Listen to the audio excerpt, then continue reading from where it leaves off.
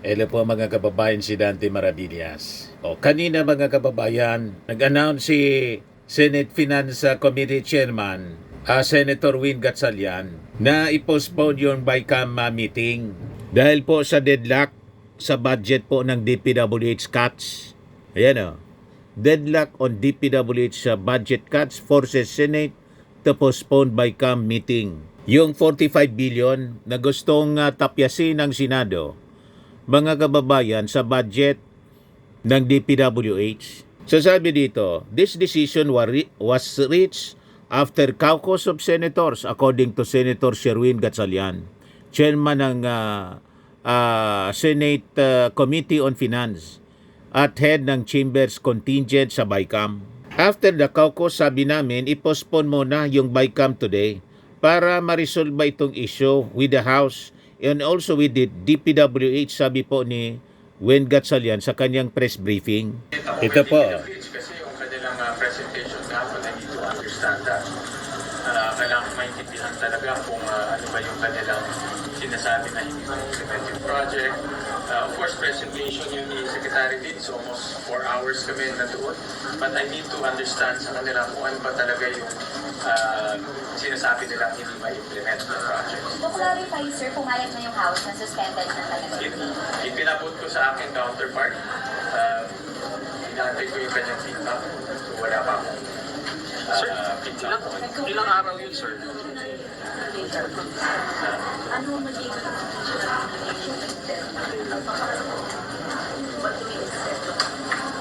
What do you mean institutional implication? Are you prepared to let the process fail rather than compromise? No, it's not the process. This is part of the process. Discussing disagreeing provisions and also disagreeing concept is part of the process. So pinag-uusapan namin ngayon itong ibang opinion at ibang pagkakaunawa dito sa process ng DPWH. For how many days, sir, masususpend? Ngayon lang? Ngayon lang. So pag-uusapan namin with ako at talk to DPWH about this. Sir, Ngayon, nagpa-press con kanina si House Appropriations Committee Chairman Mikaela Swansing. Tuloyan niya sa amin. Naghihintay namin sila sa PICC. And in fact, naghihintay na sila ngayon. Walang mga senador. Ayan o. Ilan na to sa mga members ng House Committee on Appropriations? 1, 2, 3, 4, 5, 6, 7. Sabi, 8 sila. Sabi ni Swansing kanina, walang sumisipot pang mga senador. May kausap siya sa PICC to, naka-live mga kababayan. Wala pang ni isang senador, mga kababayan, na dumarating kasi pinospone nila yung BICAM meeting ngayon dahil sa deadlock doon sa budget ng DPWH na gustong bawasan ng 45 billion pesos, mga kababayan. Mas desidido yung Congress, mga kababayan, sa pagtrabaho. Kita ninyo? Pakinggan natin yung kanina na press briefing ni Representative Mikaela Swansing. Pinapaliwanag niya na kailangan natin anyang ihabol ito para sa ratification. We cannot afford niya na magkaroon ng reenacted budget. Yan ang punto, mga kababayan, ni Swansing. Kami naman niya, solution-oriented tayo. Dapat ganun din yung Senado. Minsan itong mga senador po, matitigas talaga yung ulo. Ma-pride. O di ba? Buti pa yung Congress, mga kababayan, solution-oriented sila. Pakinggan natin yung pahayag ni Swansing. Okay. Magandang hapon po. As you can see, we already have 7 conferees on the part of the House. 7 na po kami mula po sa panig ng Kamara. 8 na ba? 8 na kami? O, 8 na po kami. 8 sa 11 na mga kinatawa na parte po ng BICAM sa parte ng Kongreso ay nandito na po sa PICC. Handa po kami na ituloy itong Bicameral Conference Committee proceedings. Yun po sana yung kagustuhan namin ngayon. Dahil meron po kasi tayong timeline na gusto pong Mahinahon sundin. po si Swansing. Sana po, nakita Hindi nyo naman pikon. po, in-adjust po yung kalendaryo ng sesyon na dapat sa December 22 ay ma-ratify na sa parehong chamber, sa pareho pong kapulungan, yun pong ating BICAM report. Kaya yun po yung hinahabol natin. Kaya ito po sana yung kagustuhan natin na magpatuloy yung mga usapan patungkol po sa lahat ng mga items sa budget. Marami pa pong mga ahensya na tatalakayin. Kaya po bawat araw po talaga ay mahalaga para po matapos natin yung budget sa tamang oras. Kaya yun po, as you can see, ako po at 7 sa mga miyembro ng Bicameral Conferees ng Kongreso ay nandito na po sa PICC. Pero ano pa rin yung usapang deadline pa? Actually po, yun po talaga yung salita na gusto ko talaga sanang iwasan. I would not characterize this as a deadlock. Mismong si Senator Win Gatchalian na po yung nagsabi na ito po kasi ay may ongoing discussions lang. May mga bagay lang po sana na gusto nating isangguni sa DPWH kay Secretary Vince dahil kahapon naman po nakita natin, pare-pareho po yung palagay ng Kongreso, ng Senado at ng DPWH. Lahat po kami we recognize that there are overpriced items as initially estimated by the DPWH. At lahat din po, meron din pong paninindigan na gusto natin natanggalin yung overpriced na bahagi na nakapaloob doon sa mga estimates ng mga proyekto. So gusto kong klaruhin, malinaw po yun.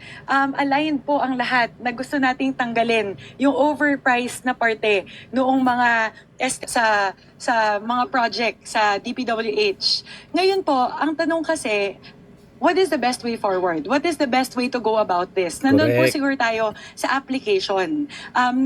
Binanggit po ni Secretary Vince kahapon na isa sa mga pinakamalalaking posibilidad ay maging unimplementable po yung project. Ibig sabihin po, imbis na pakipnabangan na po ng ating mga kababayan, ang mangyayari po, hindi po mai-implement yung project. So, siguro po, quinantify naman po natin kahapon, 9,900 projects affected with a total amount of 406 billion pesos. And the estimate that I gave yesterday, if we assume that 25% of these projects will become unimplementable, that's already 101 billion pesos wasted that would have been implemented in the right way.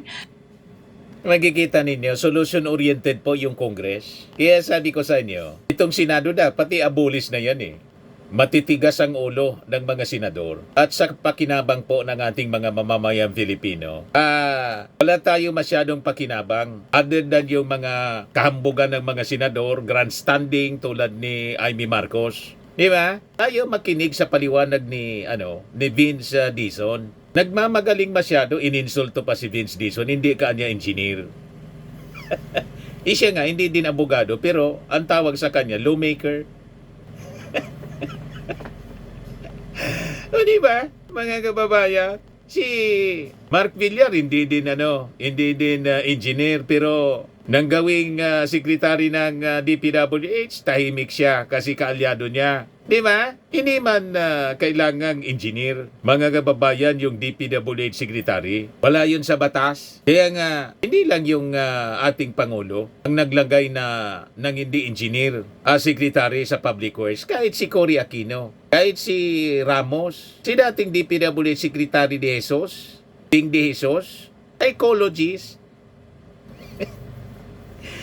Di ba? Hindi man yun, hindi man engineer. Bakit naging effective bilang DPWH secretary? Depende yan, mga kababayan, sa tao. Ineffective as secretary ng DPWH, si Vince Dizon. Nakita ninyo kung paano magtrabaho si Vince Dizon? Magaling siyang leader, mga kababayan. At pag hindi ma-implement yung mga projects, iba kapag sisiya natin, hindi lang masama yung epekto nito sa ating economy, kundi pati mga kababayan sa mga dapat ng sana magawa na mga infrastructure projects tulad ng mga kalsada, farm-to-market roads, at tulay, at marami pang iba, mga school buildings na kailangan masyado ng ating mga mamamayang Filipino. So maiipit yung mga trabaho na dapat sana pakinabangan na. Importante doon, maiwasan na yung korupsyon. Ayun naman yung nilalabanan ng ating administrasyon. Di ba po? Mismo yung ating Pangulo ang nangunguna po sa paglilinis ng DPWH. Masyado pong grandstanding itong ilang mga senador natin. At ito yung ayaw na mangyari ng Congress yung magkaroon tayo ng reenacted budget. Desidido po na tapusin ng ating mga congressmen yung kanilang trabaho, obligasyon sa ating mga mamamayang Filipino. Nandito sila handang magtrabaho. Tingnan ninyo mga senador, wala. I-abolish na lang yan ang Senado. Wala na tayong pakinabang. Yung impeachment ni Sara, in-archive nila. Buisit yan ng mga senador. Balikan natin si Swansing. Mga kababayan, mga congressmen natin, masisipag po.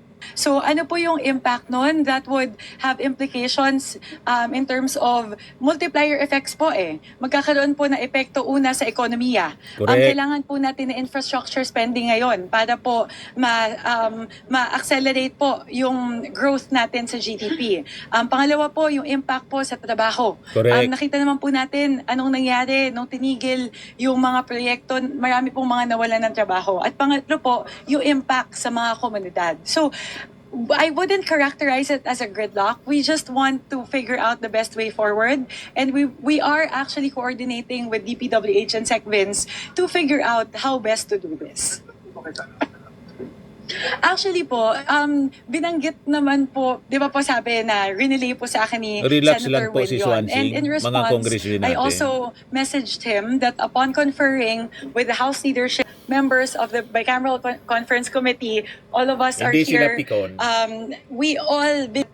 We should continue the discussions. We can do the consultations with Secretary Vince and DPWH while we're proceeding with the BICAM. So I've also relayed the same to Senator Win, that the disposition of the House leadership and the Bicameral Conference Committee conferees would be to proceed with the BICAM today. Dapat kasama po ba sa discussion para himayin po ano dapat Opo, kasi para po sa akin, mas maganda po na magkakasama po kami lahat ngayong araw. Yun nga po sana yung intensyon namin. Nakita niyo naman po kahapon na may back and forth naman po kahit po nakasuspend kami. Tuloy-tuloy po yung mga usapan namin. So mas Correct. maganda po sana kung lahat kami nasa iisang lugar para po talakayin po yung mga katanungan, yung mga haka-haka natin, mga mga pag-aalinlangan. So yun po siguro yung aming posisyon. Nakita niyo po, 8 na po kami. 8 lang ba? Siyam na po Siyam kami. na. Siyam po sa 11 na BICAM conferees po ay nandito na. Kaya yun po, sa amin po talaga, Dalawa we are na lang yung hindi cognizant pa dumarating. we want the budget to be passed on time based on the timeline that we've laid out. So, yun po. Kaya nandito po kami ngayong araw. Ma'am, just to clarify, what was relayed to you by the Senate contingent? Ano po bang gagawin? Postpone, tas mag-meeting ba kayo? Pag-usap ko sila ng ano?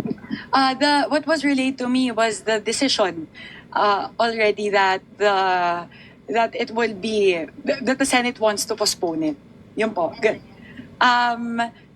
Yun nga po, sinabi po na they will consult or they want to consult again with DPWH, with Secretary Vince to clarify the matters discussed yesterday. So yun lang po yung And you want to be part sinabi. of that? Ako po, I wanted it to be a conversation amongst the Senate contingent, the House contingent, and DPWH sana. So, ito sana yung proper forum Nandito na sana Tama. kami lahat ngayong araw Kaya, ang ganda na sana, di ba? Lahat nandito na po kami. Daw po Senate lang ang i-meeting. Actually po, hindi naman po na Senate lang imi-meeting ng DPWH. Sila po yung may kagustuhan na tanungin ulit, sumangguni ulit sa DPWH. Sa amin po kasi sa aming parte, na malinaw po napakaklaro po nung sinabi ni Sec Vince kahapon. Correct. And we were hoping po na we could also have that opportunity to have that discussion with our Senate counterparts. Gusto po kasi namin maintindihan ano yung kanilang main concern. Kasi po, mas maganda po na matalakay namin yon. How do you feel na hindi po kayo sinasama ng Senado sa pakikipag-usap nila ngayon sa DPWH? Hindi naman po. Kasi actually, si Sec Vince naman po, na if ever mangyayari siya, yung ganong usapan, pwede naman siya na maging conversation among the three of us, the three parties. Wala naman pong ganon. Gusto ko lang po linawin, wala pong attempts yung Senado na kausapin ang DPWH nang wala po kami sa usapan. More of, Sen Win just expressed that they would still want to have further consultations with DPWH. But that doesn't preclude us from being part of the conversation. Paano Well, feel po gaslighted? Kasi parang, as you have been telling us, parang unilaterally, the Senate decided, ayaw namin mag-BICAM today. Di ba dapat they also talk to you, to their House counterparts first before making a decision to postpone a BICAM? Kasi BICAM nga is House and Senate. Opo. So, decision should not be made unilaterally. Mhm. Yes. You know how I've been doing things since I took leadership of the Appropriations Committee. As much as possible, I want to go the diplomatic route. And yun din po yung gusto ng ating contingent na gusto po natin diplomatic route. So I don't want to say na I feel slighted. I just want to once again, express to our Senate counterparts that we are here. Our disposition is to move forward with the conversations. Yun lang po. Ideally, it would have been something that would have been a collective decision, a mutual decision on the part of each leadership. Sana po on the part of the Senate President, the Majority Leader, and the Minority Leader, and of the Chairperson of Finance on one side. Tapos sa amin po, Speaker Majo Mayno, and myself on the part of the House. So ideally, sana po naging mutual decision siya. But as Senwin said earlier, as with any negotiations, when there are disagreements, meron po talagang mga ganitong sitwasyon. But again, I don't want to say that we feel slighted. We're very much still open to conversing with them to figure out the best way forward. Makikita natin ang magandang intensyon ng Congress, members ng BICAM po, kaysa itong mga senador, ma-pride. Pagkatapos, laging galit, lalo na si Amy Marcos, hindi naman pag-usapan ng maayos. At may mga patama, hindi mo yan maririnig sa ating mga members ng House. Nakita ninyo, lalo itong chairman, si Swansing, very diplomatic po. Ayaw niyang nagsasalita ng mga masasama. Hindi mo maringgan ng ganyan. Very professional, mga kababayan sila sa kanilang approach. Hindi pikon, madaling sabi. And solution-oriented po. Kaya I think ito na yung panahon na i-abolish na yung Senado. Unicameral na lang po. Isang assembly na lang. Ang hirap ng BICAM, mga kababayan. Balik tayo sa unicameral system para madali lang ang pag-uusap ng ganito. At makikita nga natin mas maraming mga congressmen ang magagaling kaysa mga senador. Lahat lang makita naman po ninyo. Maraming artista. Wala mang silbi sa Senado, mga kababayan. Grandstanding. Ano po sa schedule dyan sa pagpipili? No schedule as of now po. Napulusyan yung mga ganito. For us po, kasi po technically speaking, if you look at it procedurally, the House, all matters pertaining to appropriations and revenue measures would emanate from the House. So technically speaking po, it would fall on the technical team of the House na tapusin to make sure the BICAM report and the enrolled bill will all be ready by December 22. So ako po personally, and this is what I've been relaying to Senator Win again and again, that Senwin every single day is crucial for our technical teams to be able to finish the bill. So Sinayang nila yun po yung siguro oras yung problema ko. It's really from a from a practical perspective na kailangan po namin ng oras para tapusin at most especially puliduhin talaga. Make Magtrabaho sure naman kayo mga senador ng it's reviewed, matino. all the items are cleared, di ba po? Right? So yung po Magtrabaho kayo sana, ng matino. it's taking time away Sinisulduhan from the kayo mula crucial, sa taxes the crucial ng ating step mga mamamayang of Pilipino. finishing, filing, and reviewing the enrolled bill in the BICAM Are you report. still confident na hindi po magkakaroon ng reenacted budget? Yes, I'm still very confident. I always say that as much as possible. We want to make sure we don't have a reenacted budget. So we will work doubly hard between now and December 22, the initial. If need be, we may need to push a little bit. 7 days na lang the po. goal is for it Maubos not na to yung cross araw, into the next oras. calendar year. Ayaw po natin ng reenacted budget. Hopefully, yun naman po yung tinitignan talaga natin. We don't want it to come to that. Ma'am, hindi na lang kasi Aba. to resume as soon as possible. So, What is your appeal to your Senate board?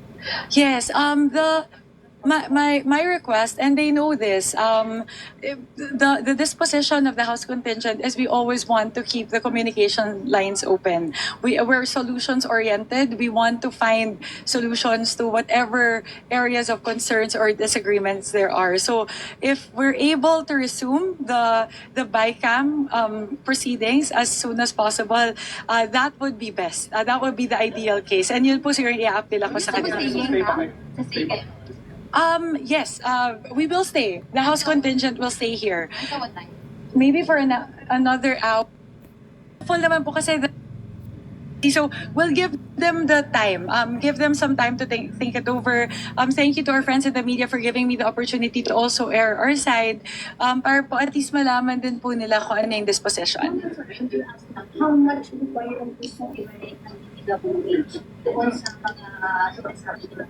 It's 45 or 50. I don't want to use the term ibalik. It's really more a matter of figuring out kailan siya i-consider as savings. So, ulitin ko po, I will echo what Secvin said yesterday, wala pong ibabalik in that sense. Kasi po, either ngayon siya ikakaltas or later on during the implementation. Ang benefit po nung during the implementation stage, wala pong magiging unimplementable. Kasi on a per project basis po, yung savings na atin pong kukuhanin. So, lilinawan ko po, wala pong ibabalik. Ang pinag-uusapan po ay yung sinabi ko po kanina na 9,900 projects na kasalukuyan po na linagyan ng CMPD cuts.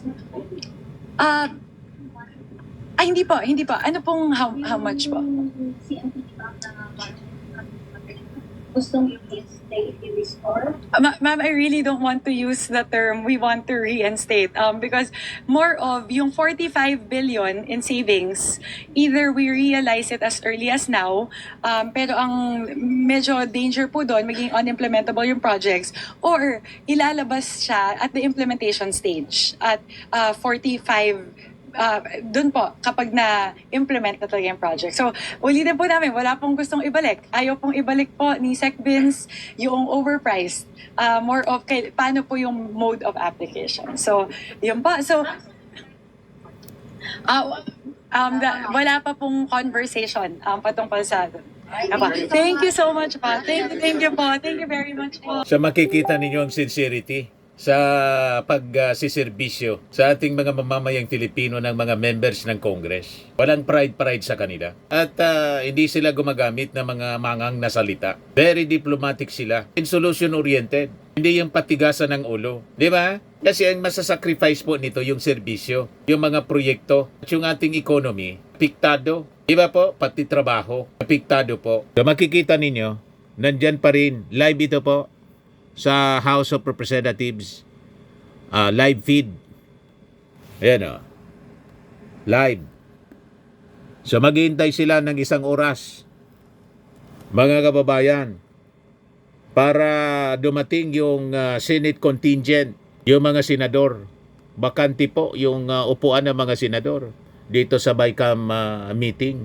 Pero desidido yung ating mga members ng Congress. Ipagpatuloy yung pag-uusap nila para maayos yung ating budget. at ma-ratify on schedule po December 22. So 7 days na lang po yung natitira, mga kababayan. O tingnan natin mamaya kung darating yung mga senador o hindi sila sisipot. Pag hindi sila sumipot, mga kababayan, so ang ibig sabihin yan, hindi nila priority ang kapakanan ng ating mga mamamayang Filipino. Priority nila yung pride nila in ego. Tama po?